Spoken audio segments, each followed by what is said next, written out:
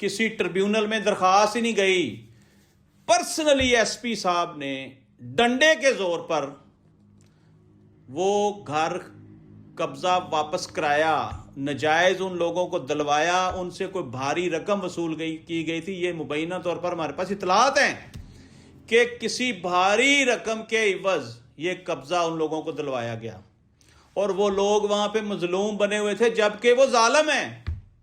ان کے کئی عدالتوں میں مقدمات چل رہے ہیں، اور اس شخص نے چیخ چیخ کر کہا جناب میرا ریکارڈ چیک کریں، میرے اوپر کوئی ایسا مقدمہ نہیں ہے، میں شریف آدمی ہوں، میں بزنس مین ہوں، میں نے ان کے ساتھ 3-4 کروڑ روپیہ انویسٹ کیا ہے، اور آپ مجھے بے دخل کر رہے ہیں، آپ زیادتی کر رہے ہیں۔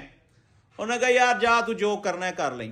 سی ایم صاحبہ دے آرڈر نے کہ جناب یہو جے لوگوں نوں چک کے باہر مارو۔ شکر کر حالے تک تینوں اسی حوالہ چ نہیں بند کیتا، تیرے تے پرچہ نہیں دیتا، تینوں جیل نہیں بھیجیا۔ وہ شخص ڈرا رہا، سہما رہا کہ یار اچھا اللہ کی مرضی ہے، لیکن ایک بات ہے، اس نے کہا ان لوگوں کے سامنے کہ میں اپنا معاملہ اللہ پر چھوڑ رہا ہوں، اور اللہ کا جو فیصلہ ہے وہ مجھے قبول ہوگا۔ اللہ پاک نے 24 آور میں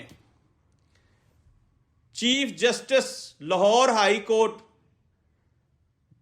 عالیہ نیلم صاحبہ کی عدالت سے یہ فیصلہ کروا دیا کہ یہ جو آئین انہوں نے بنایا، قانون بنایا، قبضہ واگزار کرائیں، وہ سارا ڈسمس، معطل۔